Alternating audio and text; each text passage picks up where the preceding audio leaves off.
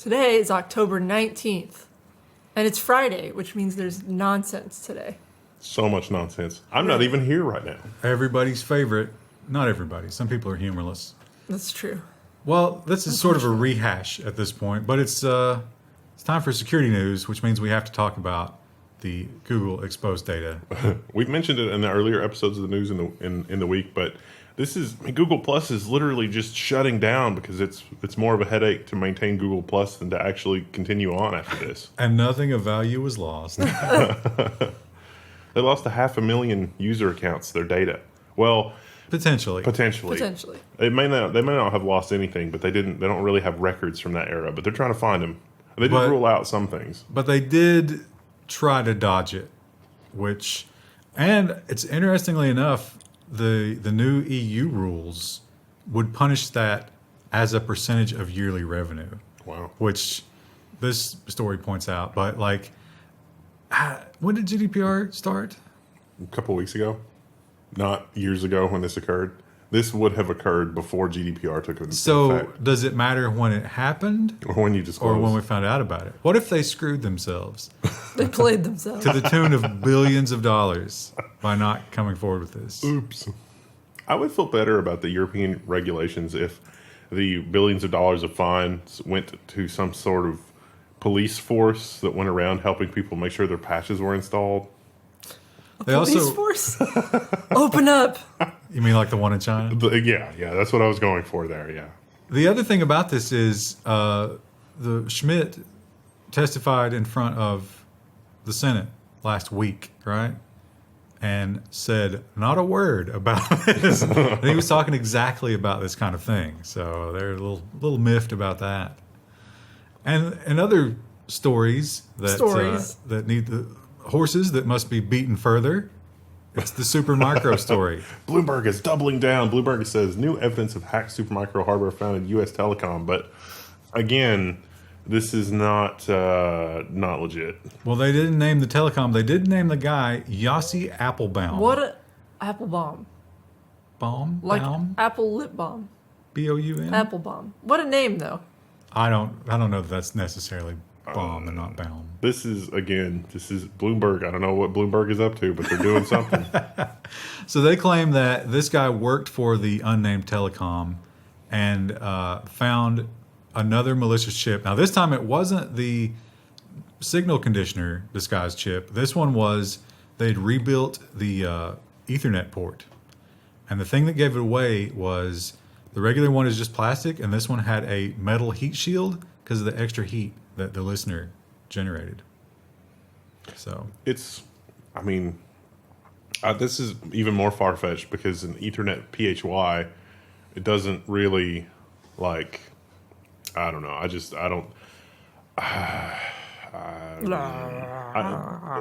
Yeah, it still doesn't make sense for a lot of reasons.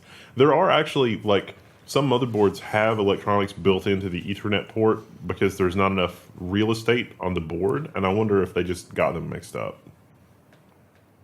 Oh, he claims he not only just he found it similar to what they're talking about. Like he noticed the traffic, and then went looking, and this one was different, and it was because they found something inside of it. Well, let me walk you through the thought process there, because if it's on the Ethernet side of the Ethernet interface, that connector only has the 8 wires into the PCB to do stuff. By then, everything is already encrypted. It's like you're listening in on the wire, okay, and you could inject extra packets, okay, but that is not a great location to be able to sniff out system memory or do really anything else with the rest of the system, because by the time it's to the physical Ethernet interface, all you can do is look at encrypted traffic and what the server is otherwise doing, which should be secure by that point anyway. Well, listen, take it up with Mr. Yossi? Applebaum. I'm just saying. Old Yossi. Everyone knew he was trustworthy.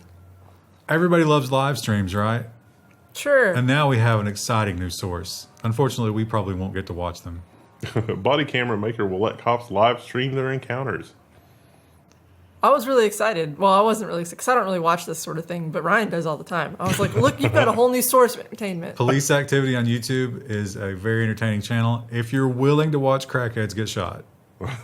As it turns out, that's kind of a line for me. If you don't like to see that, I wouldn't recommend it. I tried to find that report. There was a news article we covered a few years ago where when the police started wearing body cam coverage, the complaints went down. Because they know they're being watched. Yeah, but here's the thing about this. So the argument Citation needed. The argument here is live streaming doesn't help that. So the problem with live streaming is if it's always on and always feeding back to a central location, then not only are you like essentially surveilling the whole city for free, but you tie facial recognition into that and you have an always on dragnet of everybody's location. So it's like that Chinese footage that we saw where the camera system was drawing little boxes around people. Exactly. Like middle-aged male wearing slacks. Young female wearing. One nice added feature, though, they have, you know how those things, a lot of cops got, but remember the drug planting cops? Yeah. They didn't realize that it buffers like 30 seconds and it rolls back after you hit the button. It's going to be immediately triggered on the sound of a gunshot now. Yeah. Instead of rolling back 30 seconds. No, it's still going to roll back 30 seconds. Okay. But the cop doesn't have to turn it on. If it hears a gunshot, This is going to be it on. just automatically rolls back 30 seconds and starts. Nice. So That's probably not a bad thing. Well, this week in open Amazon AWS instances, MindBody-owned FitMetrix exposed millions of user records thanks to servers without passwords. Is this even like we wouldn't even call this a breach. This is just gross negligence. yeah, just no password on the old AWS instance, which so many times we see it. This was not just your name and address and all that stuff, but like your shoe size, your weight, your height. How that fitness program's been going. Yeah, and like what your progress was and stuff like that. They lost a lot of data.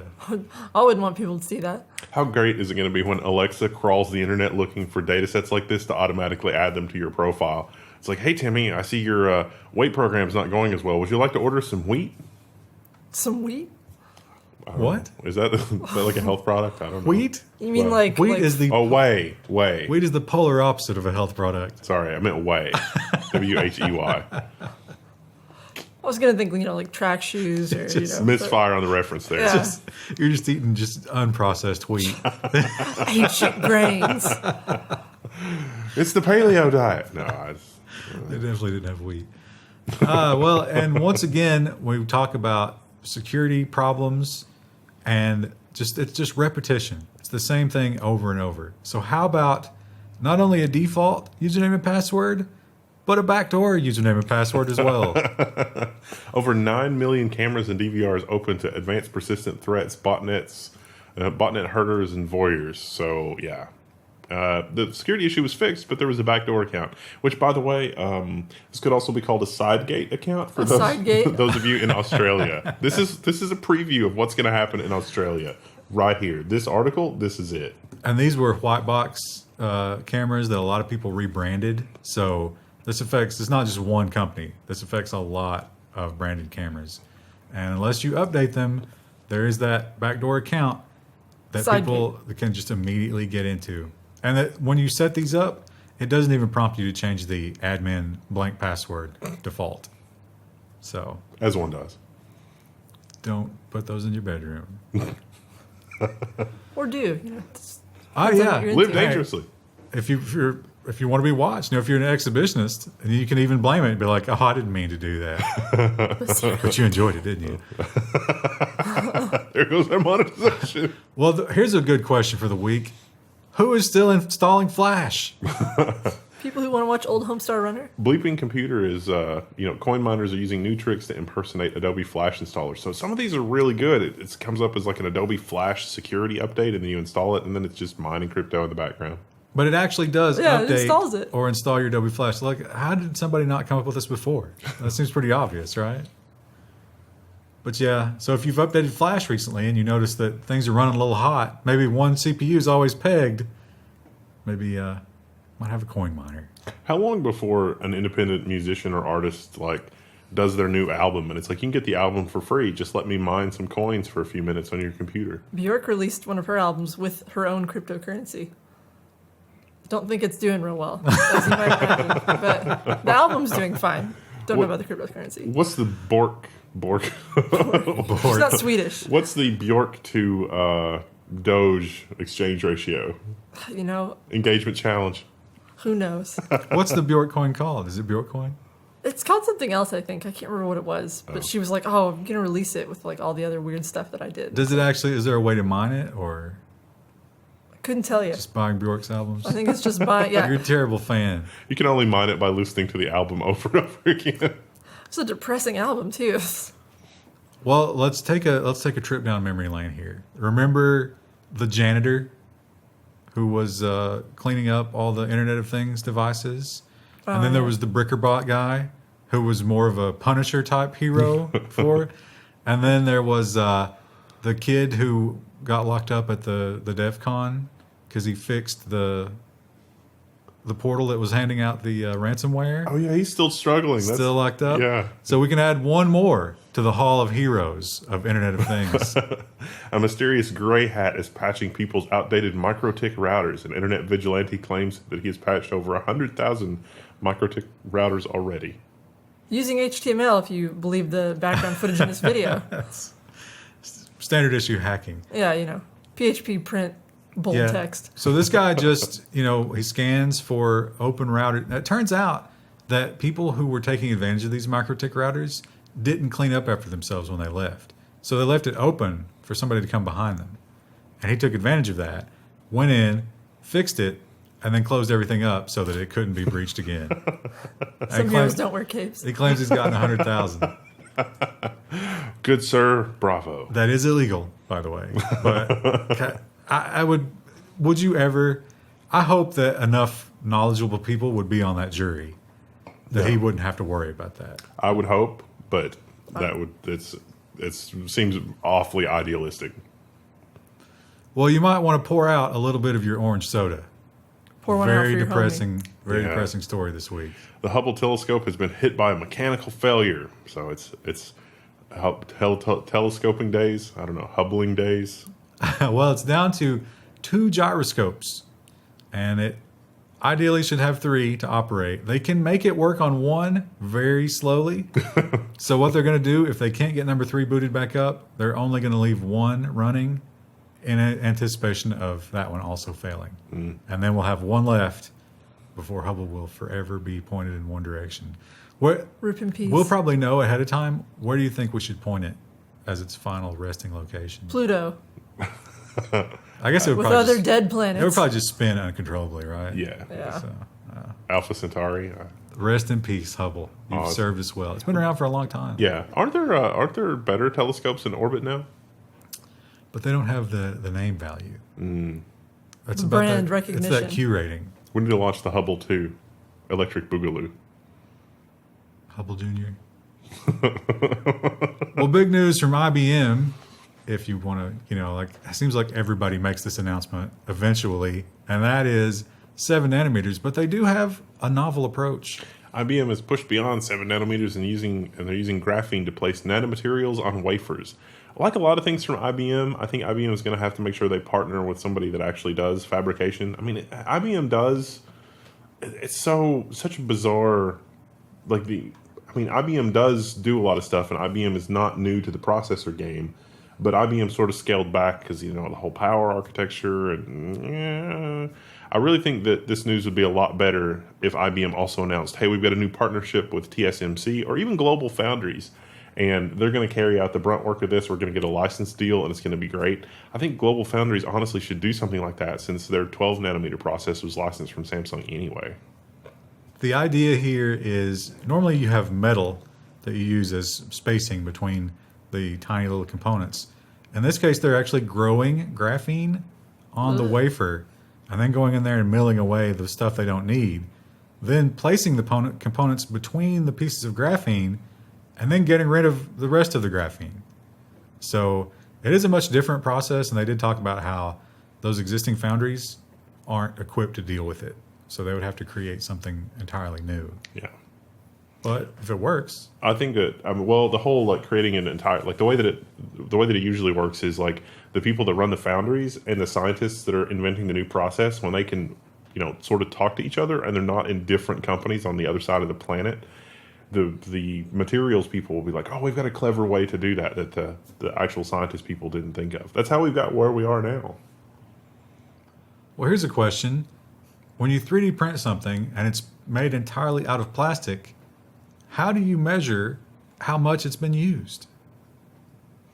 Researchers are Tell me, Ryan. are developing 3D printed objects that can track and store how they're used. I want the saw blade hand, whatever that is. That looks cool. Well, No one knows what that is. That gear engages one of these two little strikers here, based on how it moves, and the contact sort of reports home. So the idea here is they use backscatter to detect when certain things happen with all these objects. So here, this pill bottle here, when you take the cap off, you do one kind of event that can be detected with backscatter, and when you put it back on, there's another kind of event.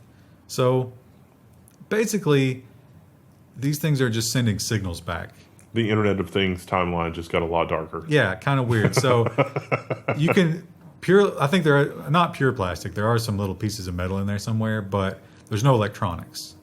And yet you can measure how much these 3D printed objects are being used and in what way. One of the things they mentioned was like an insulin shot, Yeah. like how much insulin you've been using. And that used a spring so that every time you injected yourself, the spring was further compressed.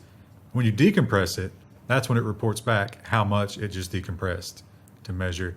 I feel like measuring something like insulin, maybe go ahead and spend the money and get a better monitoring system. Yeah, instead of 3D printing something from home to save a few bucks. Oops, accidentally gave you a fatal dose of insulin. Guess it'll be all right. But we saved so much money because we printed our own parts.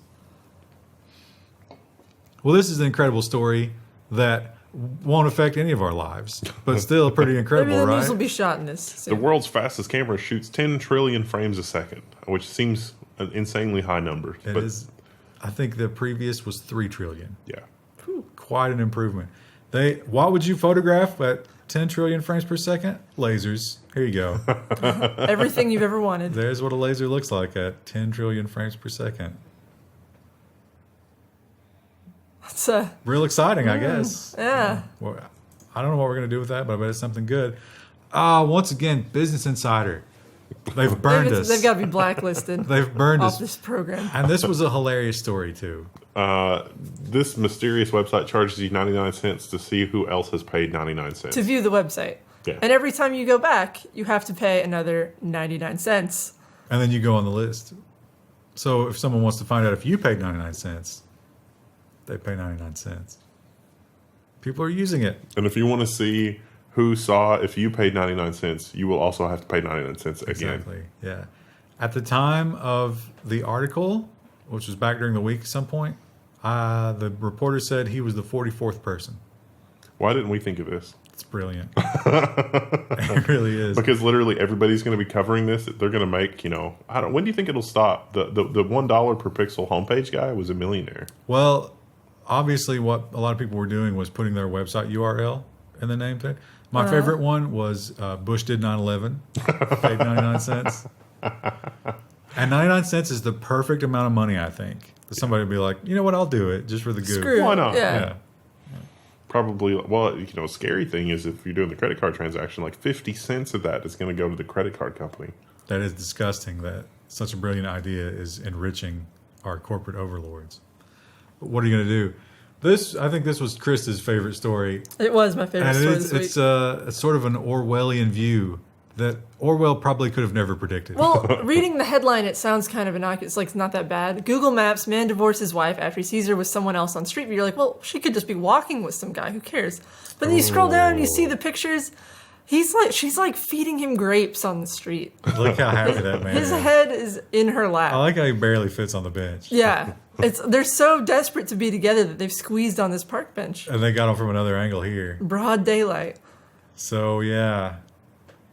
The husband confronted her. She admitted that she was a filthy adulteress, and they will now divorce.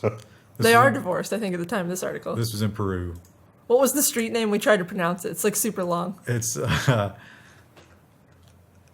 was Puente de los Suspiros de Barranco in Lima, Peru.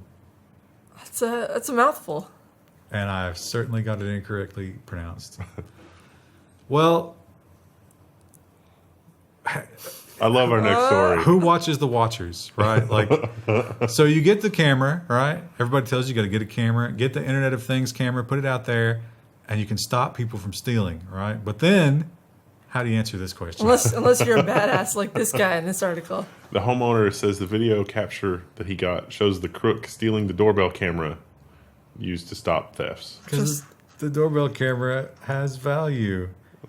But you have to watch the video. Like, this is another one where you have to see Here the he video. is. He's like, oh. He literally walks up, sees it, and just like immediately is like, This looks hell like yeah. something I could sell.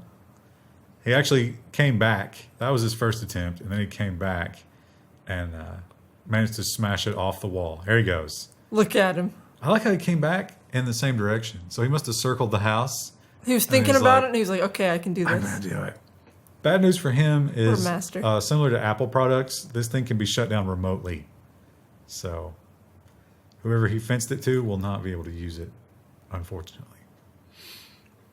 It was Well, just a dominance thing. We got facial recognition in airports. We got law enforcement using it. We've got the Chinese. It's on every street corner. We're using it at major venues for concerts and political rallies and things like that. So what's the next place we're going to get facial recognition is the question. Salmon farming. Fishes.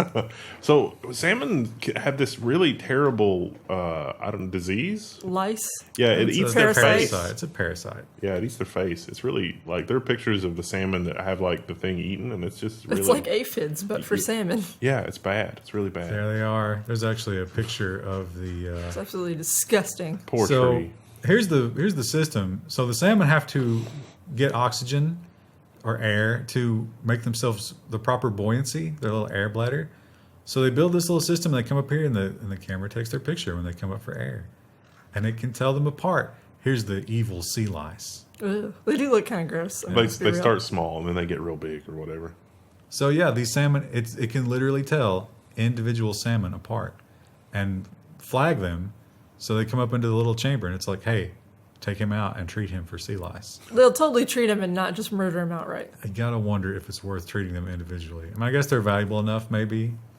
Yeah, But- probably. We need a biological engineering company to be involved with this so that the ones that we capture that have sea lice, we can take them and study them and then confer some sort of genetic superiority to fight the sea lice naturally and then release them back into the... Oh, well, I But then think the sea lice get stronger. the reason they have sea lice is the same reason that most people have human lice. It's because they're being farmed in close captivity. So it's basically fish ghetto. If they were out and free among the water where they belong, the sea lice wouldn't be an issue. Or maybe they'd just be like a minimal So issue. what you're saying is we created the issue in the first Yes, place. And absolutely. This is just a Right. terrible, terrible Band-Aid. It's because we are farming these poor little guys for food. And we're not fixing them out of the goodness of our heart. We're fixing them because they're delicious. Kind of They're like our delicious. next story.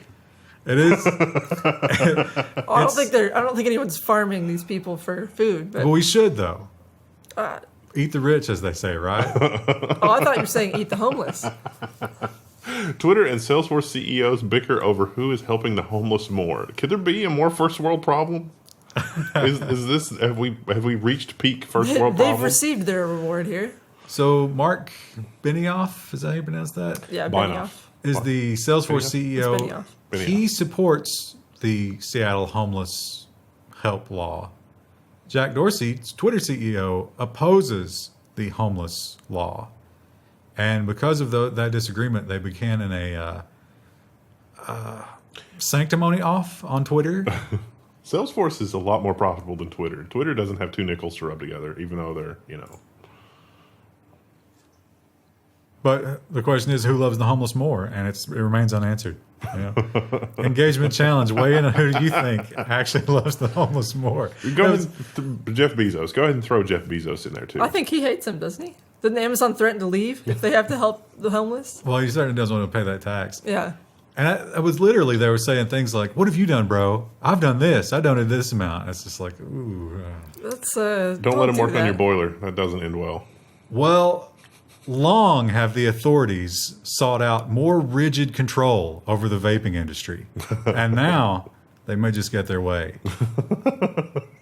E-cig company puts Viagra and Cialis in vape liquids. The FDA is throbbing mad. Ars Technica. The whole article is full of puns like that. The cocky company, the et cetera, et cetera. So they actually advertised this vape liquid here with a picture of Cialis behind it. And in fact, they tested it. It does contain the active ingredient in Cialis. But the real question is it even effective if you inhale it? I don't know. The FDA wasn't able to do anything other than just issue a stern warning, which I thought was funny. But yeah, so, and you know what? It's going to have, this is going to be a huge Streisand effect because now that it's in the news, there's going to be a lot of people that's like, wait a minute. You're telling me that I can vape and order that immediately? Yeah. As if people aren't already draping themselves all over you if you vape. Oh, well, obviously. You're having to push them off. It's like, That's good true. grief. Well, you're going to need that extra stamina because of the aphrodisiac that vaping is. Yeah. So it's a win-win situation. They also had a banned weight loss drug that they infused some of the vape with. And that turned out that wasn't what was in it, but it did have some other sort of like stimulant weight loss. So they're not bullshitting. Somehow they're going to the trouble of actually putting Cialis in the vape. And, tell it, If please, you use this. in the comments, let us know. Do you have rock hard erections after you vape the Cialis vape? And approximately how long do those last? Make sure you give us all of that data. If you have one lasting more than 4 hours, contact your general practitioner. Well, we can't talk about this topic without bringing up the memory and, again, rip pouring in some peace. out for Pebbles, the emotional support hamster. Which you guys may remember from a past story. And unfortunately, we do not know the name of this hero. Cleveland bound flight was delayed due to emotional support squirrel. Now, he's still alive. He made it out. Yeah, I feel like the story with Pebbles is much darker because Yeah. they told the lady like she couldn't have her emotional support hamster, so she flushed it down the toilet. Which, This is not that. yeah. This Yeah. is different. This, I think this is a stock photo of a squirrel, to be honest. I don't think this is the actual No, he's squirrel. not even dressed up. I can think of a funnier stock photo of a squirrel that they could have used. The one that's the meme. I don't know the I reference. don't know the squirrel name. You've seen it before, I'm sure.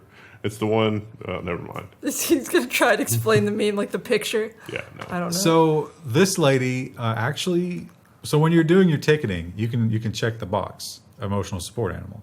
She did, And they let her on the flight. and she sat down, and then somebody spotted a squirrel, and they were like, "Oh my Excuse God, there's a me? squirrel on the plane." She refused to get off the plane. She, unlike the young lady who had Pebbles, she buckled, and she flushed poor Pebbles down the toilet. Like, what a bizarre. But this lady actually defended her squirrel, which is respectable, I suppose, if a little. Emotionally unsettling. I Which, think the either ordeal. one. Like, Which- who's the crazier one? which might support the idea that she needs an emotional support squirrel. But she wouldn't get off the plane. They had to get everybody off the plane, bring in the cops, and drag her off, and the squirrel too, I'm so presumably. pissed. And it took 2 hours. I'm just So- so angry. The rule is emotional support animals must be dogs, cats, and hilariously enough, miniature horses.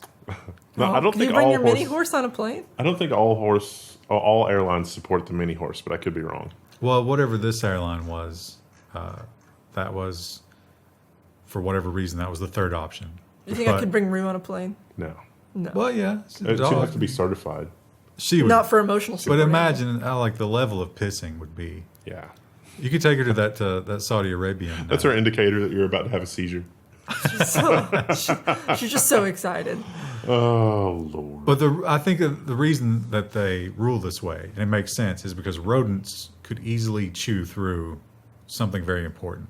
They could slip into a crack somewhere on the plane. You wouldn't be able to retrieve them, and meanwhile they're chewing through the aeronautics. Unlike a cat. A miniature horse, you wouldn't have that problem. You might have other problems You in the might. cabin, but you wouldn't have to worry about them getting into the machinery. The other big thing that happens today is the embargo is finally up on the Intel 9900 performance. And so I'm at a place doing a thing. There's going to be a lot more coverage of that. So that's going to be fun. guess where it is in the comments below. Actually, they'll probably know by the time this is posted. They'll probably know, except for the patrons. The patrons will get it early, so I have to be careful about what I say. Secret. Ooh. Spooky All right. for Halloween. We'll see you guys next week.